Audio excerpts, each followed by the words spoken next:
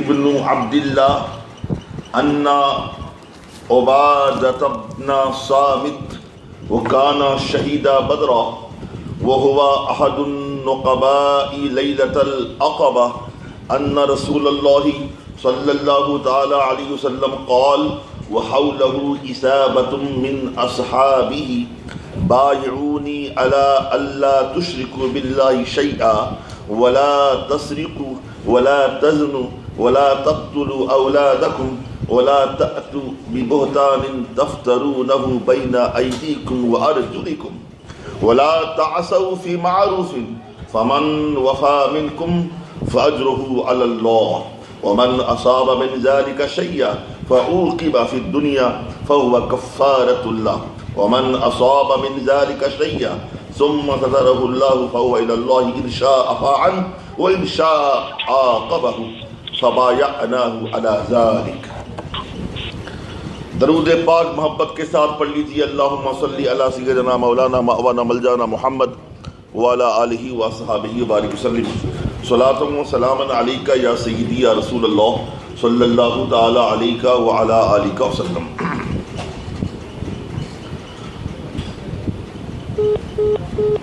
حدیث پاک جو میں نے تلاوت کی ہے یہ تھوڑی سی طویل ہے، تو کوشش کی جائے گی کہ بریفلی آپ کے سامنے حدیث کا مفہوم بیان کیا جا سکے۔ بورڈ پہ حدیث پاک لکھی ہے، آپ نگاہیں وہاں مرکوز کریں اور ترجمہ سماعت فرمائیں۔ حدثنا، ہم سے حدیث بیان کی، کون بول رہے ہیں؟ میں ہر درس میں پوچھتا ہوں کون بول رہے ہیں؟ ہم سے حدیث بیان کی کون بول رہے ہیں؟ امام بخاری بول رہے ہیں، ٹھیک ہے۔ حدثنا، امام بخاری فرماتے ہیں کہ ہم سے حدیث بیان کی جناب ابو الیمان نے، قال، انہوں نے کہا، حدثنا شعیب، کہ ہم سے حدیث بیان کی شعیب نے، اور شعیب نے حدیث سنی عن الزہری، جناب زہری سے، قال، جناب زہری نے فرمایا، اخبرنا او حدثنا ابو ادریس عائذ اللہ ابن عبد اللہ، کہ ہم سے حدیث بیان کی ابو ادریس عائذ اللہ بن عبد اللہ نے، اور وہ فرماتے ہیں ان عبادہ بن صامت، کہ حضرت عبادہ بن صامت رضی اللہ تعالی عنہ، وہ کانا شہید بدر، وہ بدر میں شریک تھے، بدر میں حاضر تھے۔ کون؟ حضرت عبادہ بن صامت۔ وہو احد النقباء لیلۃ العقبہ، وہ عقبہ کی رات میں نقیبوں میں سے ایک نقیب تھے۔ ترجمہ آگے بتاؤں گا، تشریح بتاؤں گا آپ کو میں۔ تو وہ فرماتے ہیں ان رسول اللہ صلی اللہ علیہ وسلم قال، رسول کائنات نے ارشاد فرمایا صلی اللہ علیہ وسلم نے،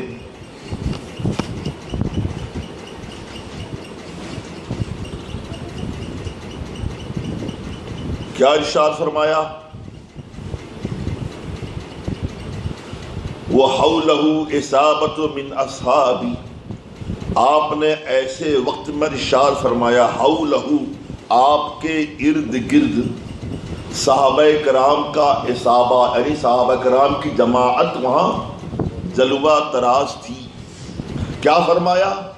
بایعونی، تم مجھ سے بیعت کرو، تم اس بات پر مجھ سے بیعت کرو کہ اللہ تشرکوا باللہ شیئا، کہ تم اللہ کی ذات و صفات میں کسی کو شریک نہیں ٹھہراؤ گے، اور اس بات پر بیعت کرو ولا تسرقوا، چوری نہیں کرو گے، ولا تزنوا، زنا کا ارتکاب نہیں کرو گے، ولا تقتلوا اولادکم، اور تم اپنی اولاد کو قتل نہیں کرو گے، ولا تأتوا ببہتان تفترونہ بین ایدیکم وارجلکم، اور تم اپنے من سے گڑھ کر کسی پر بہتان نہیں باندھو گے، الزام تراشی نہیں کرو گے، ولا تعصوا فی معروف، اس بات پہ بیعت کرو کہ بھلائی کی باتوں میں میری نافرمانی نہیں کرو گے، اچھی باتوں میں میری نافرمانی نہیں کرو گے۔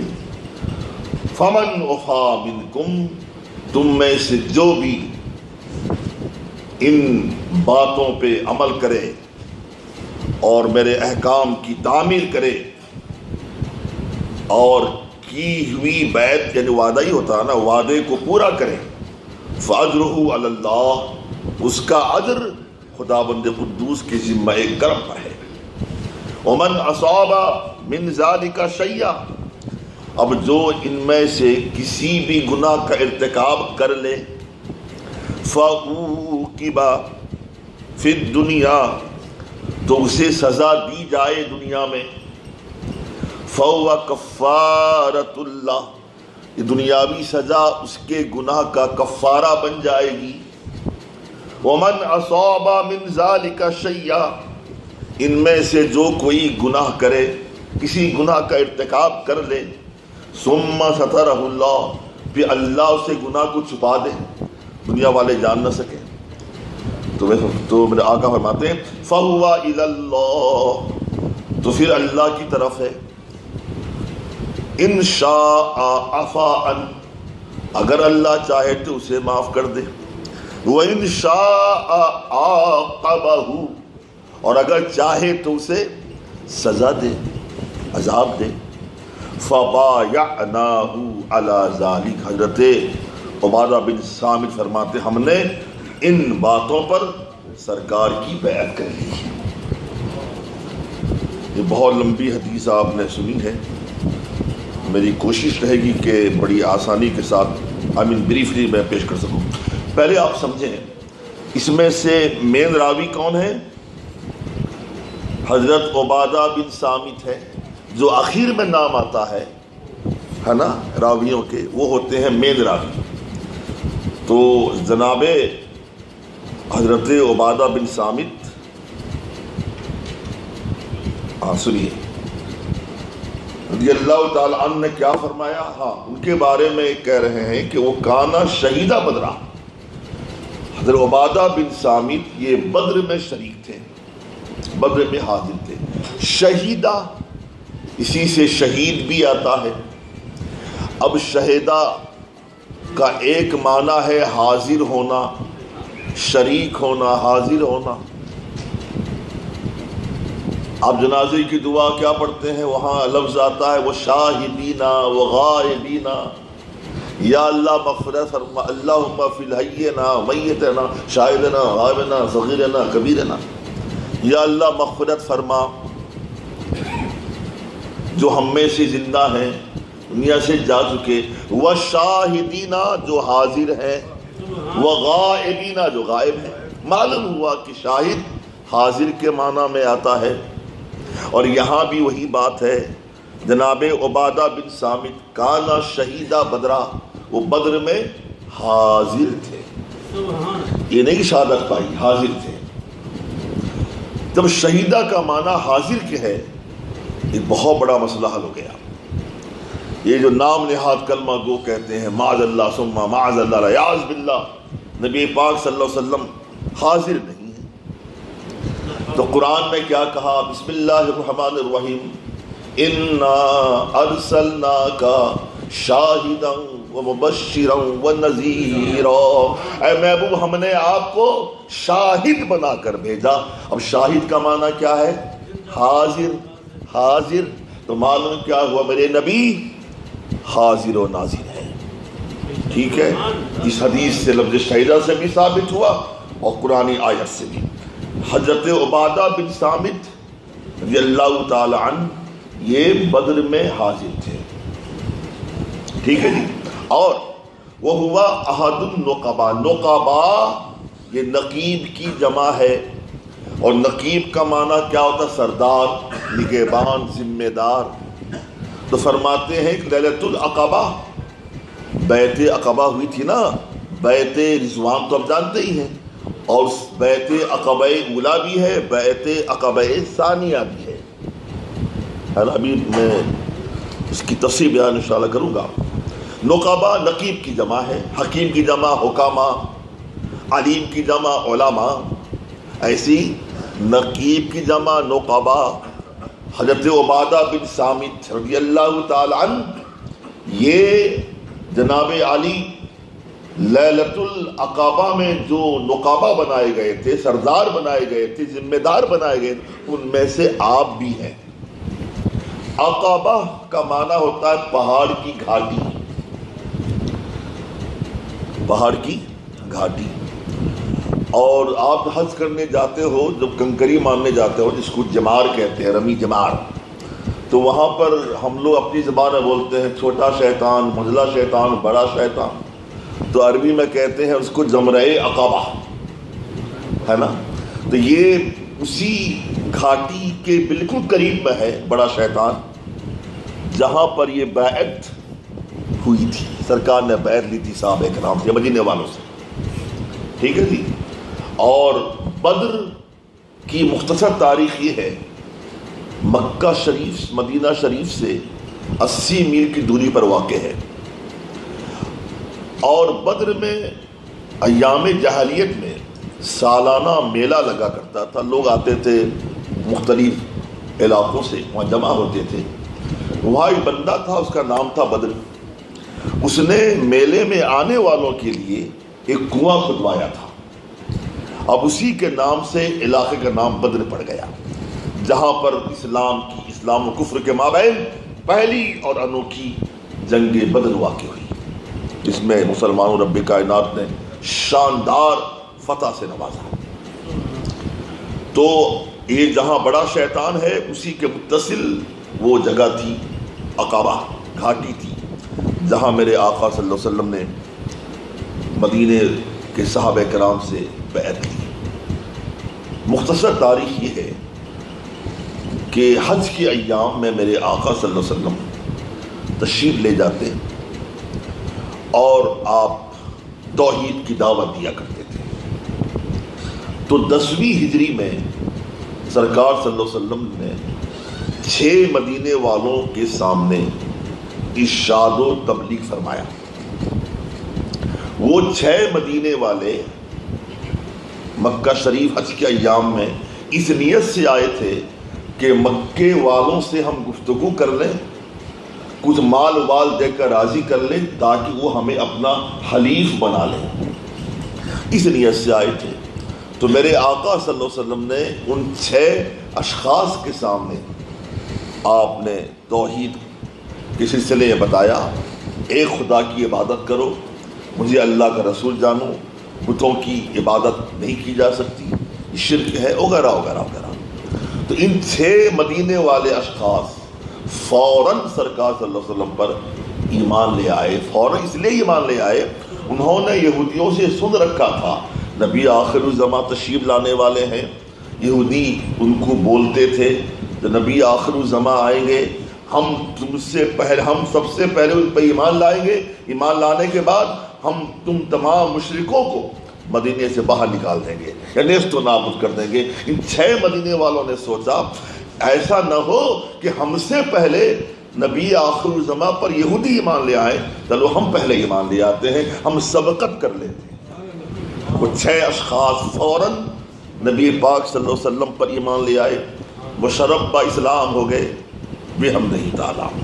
اور 6 اشخاص حج کے ایام کے بعد مدینہ پاک لوٹ گئے، اور وہاں انہوں نے اپنے رشتہ داروں میں احباب کے سامنے ساری باتیں رکھی، سرکار کی جو تعلیمات تھیں، ہدایات تھی، سامنے رکھی. بحمدہ تعالیٰ آئندہ سال حج کا زمانہ آیا، 11ویں ہجرت کے 11ویں سال، میرے آقا صلی اللہ علیہ وسلم نبوت کے اعلان کے 11ویں سال، ٹھیک ہے جی. 10ویں سال سرکار کی نبوت کے اعلان کے 10ویں سال 6 اشخاص مسلمان ہوئے. پھر نبوت کے اعلان کے 11ویں سال ان 6 اشخاص کی محنتوں کی وجہ سے، کاوشوں کی وجہ سے 12 اشخاص اور مسلمان ہو گئے. ان 12 اشخاص میں حضرت عبادہ بن صامت بھی تھے. اب ان 12 اشخاص نے کہا آقا اب ہم مسلمان ہو گئے ہیں، مدینے ہم کو لوٹنا ہے، آپ کسی صحابی کو ہمارے ساتھ کر دیں تاکہ وہاں تبلیغی امور کو بخوبی انجام دے سکیں. تو میرے آقا صلی اللہ علیہ وسلم نے حضرت مصعب بن عمیر کو ان کے ساتھ کر دیا. تو سرکار صلی اللہ علیہ وسلم نے ان لوگوں سے بیعت بھی لی. اسے بولتے ہیں عقبہ اولا. اب 12 اشخاص گئے مدینہ پاک، ان کے ساتھ حضرت مصعب بن عمیر بھی تھے. تو انہوں نے وہاں تبلیغ فرمائی بحمدہ تعالیٰ. جب نبوت کے اعلان کا 12واں سال آیا، ایام حج آئے، تو اللہ کے فضل و احسان سے 12 تھے وہ 72 ہو گئے. 72 صحابہ کرام مدینہ پاک ہو گئے. تو وہ سارے کے سارے عقبہ، جہاں بڑا شیطان ہے اسی کے بازو میں جگہ ہے، گھاٹی تھی اس زمانے میں. وہاں میرے آقا صلی اللہ علیہ وسلم نے 72 مدینے کے صحابہ کرام، انصار صحابہ کرام سے آپ نے بیعت لی تھی. وہ جو بیعت لی تھی اسی کا بیان ہے. بات سمجھ میں آ گئی؟ یہ تھا اس کا بیک گراؤنڈ. سرکار نے بیعت لی کس بات پر؟ حدیث پاک دیکھیں. نمبر 1، اللہ تشرکوا باللہ شیئا. تم اللہ کی ذات و صفات میں کسی چیز کو شریک نہ کرو، کسی قسم کے شرک کا ارتکاب نہ کرو. میں جلدی سے آپ کو بتا دوں، جو یہ لوگ الجھنیں پیدا کرتے ہیں اور آپ حضرات کو الجھانا چاہتے ہیں بلا وجہ، بات بات پہ شرک کا فتویٰ دیتے ہیں. یہاں بھی نہیں، یہاں صرف یہاں نہیں، مدینہ پاک جاؤ، مکہ المکرمہ جاؤ تو وہاں بھی یہی معاملہ ہے. اللہ کی پناہ بات بات میں ہذا شرک، ہذا شرک، ہذا شرک. ہمارے مولوی صاحب ہیں انڈیا میں، ممبئی میں، وہ کہتے ہیں، یہ بولتا ہے شرک شرک، ہم بولتے ہیں سرک سرک. مطلب یہ ہے ان کو پتہ بھی نہیں ہے شرک کہا کسے جاتا ہے. آپ پوری توجہ سے میری بات سنیں. شرک کسے کہتے ہیں؟ سننا غور سے. آپ پہلی تعریف یہ ہے، اللہ کی ذات و صفات میں کسی کو شریک کرنا. یہ بات مکمل نہیں ہوئی. شرک کی جامع تعریف یہ ہے کہ خالقیت میں، معبودیت میں، وجودیت میں کسی کو اللہ کا شریک ٹھہرانا. پہلے آئیے وجودیت. اللہ موجود ہے کہ نہیں ہے؟ بلا شبہ موجود ہے. ہم موجود ہے کہ نہیں ہے؟ موجود ہے. فرق کیا ہے؟ خدا کا وجود واجب ہے. واجب مطلب یہ ہوتا ہے، ایک ہوتا ہے واجب، ایک ہوتا ہے حادث، ایک ہوتا ہے قدیم، ایک ہوتا ہے حادث. ہم ہیں حادث. کیا ہے ہم؟ حادث اسے کہتے ہیں شے پہلے نہ ہو، پھر بعد میں وجود ہو، پھر بعد میں ختم ہو جائے. ہم پہلے تھے نہیں تھے، ابھی ہیں، کل رہیں گے، کیا پتا. جانا ہی جانا ہے، منو مٹی کے نیچے برزخ میں جانا ہے.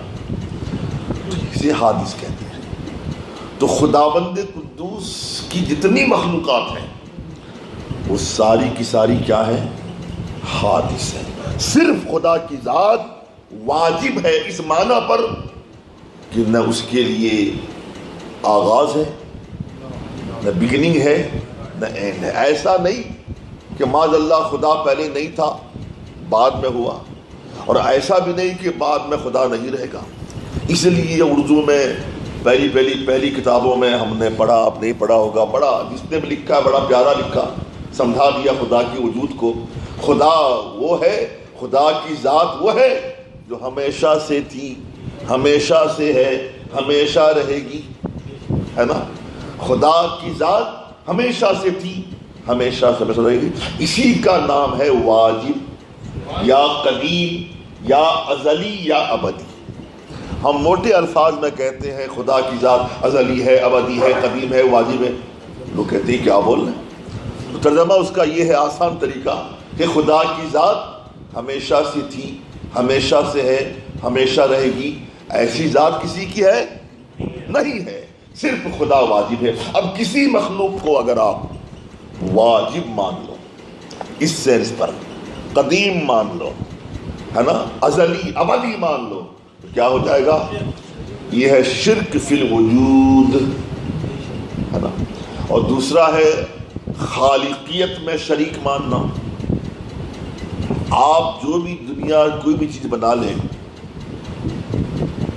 کسی چیز کا انوینشن بندہ کر لے، وہ جس چیز کو بناتا ہے بنانے والا، اس چیز کے ایلیمنٹس پہلے سے رہتے ہیں نا، انہیں جوڑ جاڑ دیتا ہے، بن گیا، کوئی بھی چیز ہو، ہے نا۔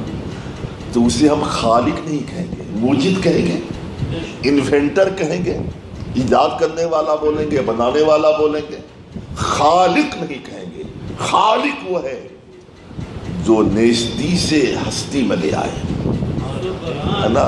کو خالق وہ ہے کن فیکون، فرما دے ہو جا اور ہو جائے۔ تو کسی مخلوق کو خالق مان لے، یہ شرک فی الخالقیت ہے۔ خدا کی صفت خالقیت میں آپ نے شریک ٹھہرایا۔ اور تیسرا شرک کب ہوتا ہے؟ وہ ہے عبادت میں۔ معبود برحق صرف اور صرف خداوند قدوس کی ذات ہے، وہی فقط عبادت کے لائق ہے۔ ہم سوائے خداوند قدوس کسی کی عبادت نہیں کرتے۔ اگر آپ نے کسی کو معبود حقیقی مان لیا، کسی مخلوق کو، یہ شرک پھر عبادت ہو جائے گا۔ عبداللہ نوٹ کریں میرا، وجود، خالقیت، عبادت، معبودیت، ان تینوں میں سے کسی صفت میں مخلوق کو شریک کریں گے تو شرک ہوگا۔ اس کے علاوہ کوئی شرک ہے ہی نہیں، اس کے علاوہ کوئی، یہ جو بات بات پہ شرک شرک بولتے ہیں، یہ ان کی جہالت ہے اور بیوقوفی ہے، یہ ان کی حماقت ہے، سفاہت ہے، دناعت ہے، خباثت ہے۔ شرک فقط تین چیزوں میں ہوتا ہے، وجود میں، خالقیت میں، اور جناب علی عبادت میں، ہے نا۔ اب اگر مان لو کوئی بندہ کسی ولی کامل کی بارگاہ میں جا کر، خواہ ان کی زندگی میں ہو یا ان کے مزار پر، میں بات واضح کر دوں اچھی طرح سے، اگر وہاں جا کے سجدہ کرتا ہے نا، تو پہلے آپ سمجھیں کہ سجدہ کہتے کسے ہیں۔ سجدہ جھکنے کا نام تو نہیں ہے، سجدہ جھکنے کا نام نہیں ہے۔ سجدہ شرعی کیا ہے؟ پیشانی جمے گی، ناک کی ہڈی دبے گی، پاؤں کی انگلیاں قبلہ رو ہوں گی، اور نیت بھی ہو سجدے کی، ہے نا، اور اس میں بھی قبلہ رو بھی ہو، اور اس میں دو صورتیں اور ہیں، نیت سجدے کی ہو، کس لحاظ سے؟ یا تو جس کو سجدہ کر رہا ہے اسے معبود مان رہا ہے، یا معبود نہیں مان رہا ہے۔ اگر معبود نہیں مان کے سجدہ کر رہا مان لیا جائے، یہ سجدہ تعظیمی کہلائے گا۔ اگر معبود سمجھ کے سجدہ کر رہا، سجدہ تعبدی کہلائے گا۔ سجدہ تعبدی کفر ہے، سجدہ تعظیمی قطعی کفر نہیں ہے بلکہ حرام ہے۔ بات سمجھ آ رہی ہے؟ میرے آقا صلی اللہ علیہ وسلم کی شریعت سے پہلے سابق شریعتوں میں سجدہ تعظیمی جائز تھی، جیسا کہ رب نے فرشتوں سے کہا اسجدوا لآدم فسجدوا الا ابلیس او کما قال، اے فرشتو، اس میں شیطانوں بھی ساتھ بتانا کے، سجدہ کرو میرے آدم کو، فسجدوا، سب نے سجدہ کیا الا ابلیس، نہیں کیا ابلیس نے۔ وہ سجدہ کیا تھا؟ سجدہ تعظیمی تھا۔ حضرت آدم مسجود نہیں تھے، مسجود الیہ تھے۔ اگر مسجود تھے بھی تو سجدہ تعظیمی کی بنیاد پر تھے۔ مسجود حقیقی، معبود حقیقی صرف اور صرف خداوند قدوس ذات گرامی ہے۔ اگر کوئی جاہل بندہ سجدہ کرتا بھی ہے، پہلے میں سجدہ کرتا بھی نہیں ہے کوئی، اگر مان لو سجدہ کرتے ہیں لوگ جا کر مزاروں میں، جاہل سے جاہل بندہ اس سے پوچھو، وہ سجدہ اگر کر بھی رہا ہے کیا سمجھ سے کرتا ہے؟ وہ بولے گا اولی اللہ سمجھ کے کرتا ہوں، اللہ سمجھ کے نہیں۔ کوئی اللہ نہیں سمجھتا معاذ اللہ کہ یہ معبود ہے، یہ مسجود ہے، یہ خالق ہے، نہیں، وہ اللہ کا ولی سمجھ کے کرتا۔ اگر کرتا ہو تو اولاً سجدہ کرتا نہیں کوئی، سجدے کی جو ریکوائرمنٹس سے پائی نہیں جاتی وہ، تو اس کی متقاضیات نہیں پائی جاتی، تقاضے نہیں پورے ہوتے، نہ نیت ہوتی ہے، نہ قبلہ رو ہوتا ہے، نہ پاؤں کی انگلیاں قبلہ رو ہوتی ہے، نہ ہڈی جبتی ہے ناک کی، نہ پیشانی جبتی ہے، نہ نیت ہوتی ہے۔ یہ الگ بات ہے کہ ہمارے اعلیٰ حضرت نے صاف صاف فرمایا ہے ولی اللہ کی بارگاہ میں جاؤ 10 قدم دور کھڑے ہو ادب کے لحاظ سے۔ ظاہر سی بات ہے وہ اللہ کے ولی ہیں، ہم سراپا گنہگار بدکار ہیں، لہذا تعظیم کا تقاضا ہے 10 ہاتھ دور کھڑے ہو کر آپ فاتحہ پڑھیں اور آپ کے تبسم سے اللہ کی بارگاہ میں دعا کریں۔ یہ ہوا احوط طریقہ۔ تقویٰ اور ہے، فتویٰ اور ہے۔ کوئی قریب اگر جاتا ہے چادر بھی چوم لیتا ہے، کوئی مذائقہ نہیں، سجدہ کہاں سے ہو گیا؟ تقاضۂ محبت ہے نا، ادب اور ہے، محبت اور ہے، فتویٰ اور ہے، تقویٰ اور ہے، یہ شرک نہیں ہوتا۔ بہرحال میرے آقا صلی اللہ علیہ وسلم نے عقبہ ثانیہ میں 72 مدینے کے صحابہ کرام سے بیعت لی۔ نمبر 1 کس بات پر؟ اللہ تشرکو باللہ شیئا، تم اللہ کی ذات و صفات میں کسی کو شریک نہ ٹھہراؤ۔ ٹھیک ہے جی، شرک کی بات واضح ہو گئی۔ دوسری بیعت، دوسری بات کہ اولا تسرقو، چوری نہ کرو۔ اس زمانے میں چوری بڑی عام تھی، تو سرکار نے اس بات پہ بیعت کی کہ وعدہ کرو چوری نہیں کرو گے آپ، اور چوری کی سزا بڑی سخت ہے۔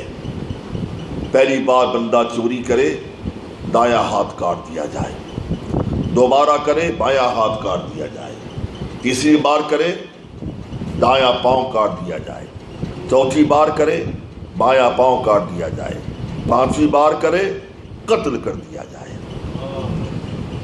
یہ اسلام کی سزا ہے، اسے حدود بولتے ہیں، حدیں بولتے ہیں۔ لا تسرقو، چوری مت کرو، اس بات پہ بیعت کرو۔ ولا تزنو، ارتکاب زنا نہ کرو، بدترین گناہ ہے زنا۔ اللہ کی پناہ خدا ہمیں ہماری نسل کو محفوظ فرمائے۔ حدیث پاک میں جب بندہ حالت زنا میں ہوتا ہے اس وقت اس کا ایمان اس سے نکل جاتا ہے، اور سزا کتنی سخت ہے۔ چونکہ ہم رہ رہے ہیں ان ممالک میں تو یہاں سب تو فری ہے، جو چاہو کرو معاذ اللہ۔ حکومت اسلامیہ میں سزا کیا ہے؟ ایک بندے کا ای میل آیا کہ اسلام بڑا سخت، اتنی کڑی سزا رکھی ہے، اگر کوئی زنا کرے، شادی شدہ ہے، مرد ہو کہ عورت، اسے میدان پہ کھڑا کرو، پتھر مار کے مارتے رہو پتھر یہاں تک کہ مر جائے۔ کسی کو مارنا ہو تو بندوق چلا دو، فٹ سے مر جائے گا نا، وہ تلوار سے کاٹ دیا ختم۔ کسی کو پتھر مارنا ہے اس وقت تک مارتے رہنا جب تک کہ وہ مر نہ جائے۔ کتنی تکلیف ہے بتاؤ۔ کہا اسلام بڑا سخت ہے۔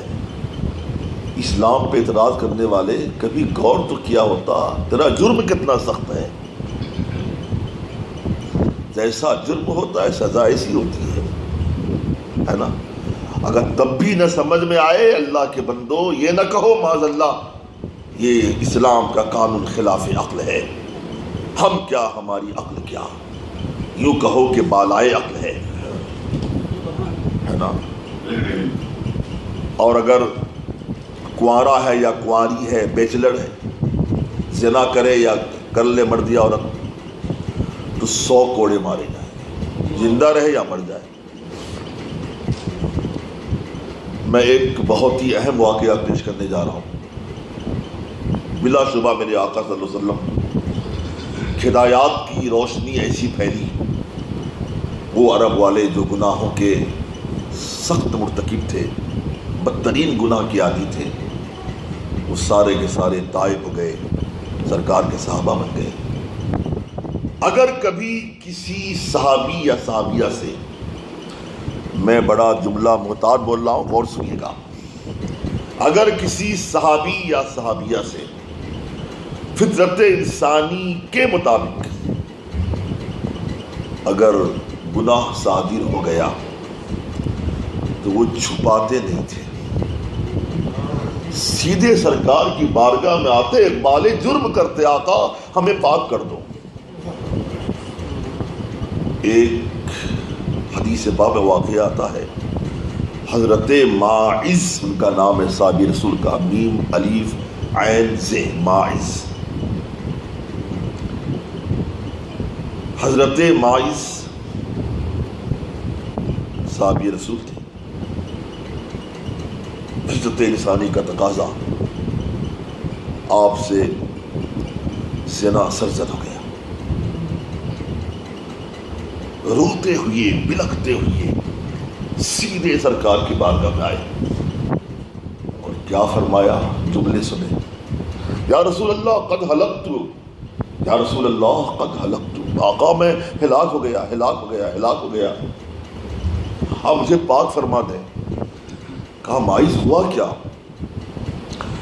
کہا آقا آج میں نفس کے ہاتھوں مغلوب ہو گیا اور مجھ سے یہ بدترین گناہ سرزد ہو گیا ہے، میں اقبال زنا کرتا ہوں، اقبال گناہ، مجھے آپ پاک کر دیں۔ اور آپ شادی شدہ بھی تھے۔ اب میرے سرکار کا طریقہ دیکھیں صلی اللہ علیہ وسلم کا، آقا فرماتے ہیں کہ یہ بات کو چھپا لیں، ہے نا، وہ آگے حدیث آ رہی ہے، بتاؤں گا آپ کو میں۔ ماعز کیا بول رہے ہو سکتا ہے تم نے کسی عورت کا بوسہ لے لیا ہو، اسے تم زنا سمجھ رہے ہو، یا کسی عورت کو تم نے گھور کے دیکھا ہوگا، اسے زنا سمجھ رہے ہو؟ نہیں آقا، میں ہلاک ہو گیا، مجھ سے زنا سرزد ہو گیا ہے، مجھے پاک کر دے آپ۔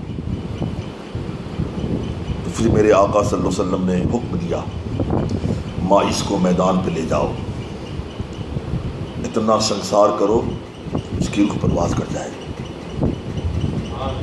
حضرت ماعز ہم مومنوں کی آنکھوں کے نور، دلوں کے سرور، سروں کے تاج ہے، صحابی رسول ہے۔